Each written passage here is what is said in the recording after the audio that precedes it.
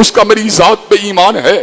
وہ ستاروں کا انکار کرنے والا ہے جو ایک بارش کو ستارے کی حرکت کے ساتھ منسوب کرے وہ تو دار اسلام سے خارج ہے. اور جو پوری زندگی کے چارٹ کو ستاروں کی روشنی میں جج کرنے کی کوشش کرے وہ پھر بھی عبداللہ ہے, وہ پھر بھی عبدالستار ہے, وہ پھر بھی عبدالقہار ہے, وہ پھر بھی عبدالوہاب ہے. اور تو کہاں کا ابراہیمی ہے؟ تجھے ابراہیم کے درس کا سبق کا کچھ بھی پتہ نہیں ہے. ابراہیم کا ترکہ کیا ہے, ابراہیم کی باقیات کیا ہیں؟ وجعلہا کلیمتن وجعلہا کلیمتن باقیتن فی عقبہ.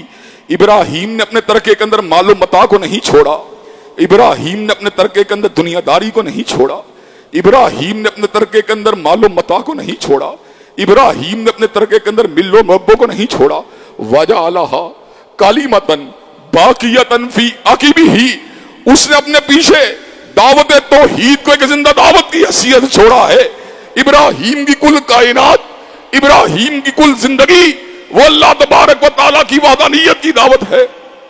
حضرات گرامی قدر, بستی کا جو بادشاہ تھا, علاقے کا جو بادشاہ تھا نمرود, وہ اس حبت اور زوم باطل میں مبتلا تھا کہ میں پروردگار ہوں. حضرت ابراہیم دربار نمرود میں علم توحید کو اٹھا کے داخل ہوئے, کہنے لگا میں پروردگار ہوں. حضرت ابراہیم نے کہا تیری اوقات کیا ہے؟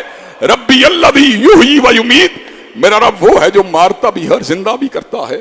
نمرود نے تلبیسیت کا مظاہرہ کیا, شکوک و شبہات کو پھیلانے والی بات کی, کہنے لگا انا احیی و امیت, کہنے لگا میں بھی مارتا اور زندہ کرتا ہوں. ایک مستحق کے صدا کو آزاد کر دیا, ایک بے گناہ کو موت کے گھاٹ اتار دیا. ابراہیم اس کی چال کو سمجھ گئے, اس کی تلبیس کو سمجھ گئے.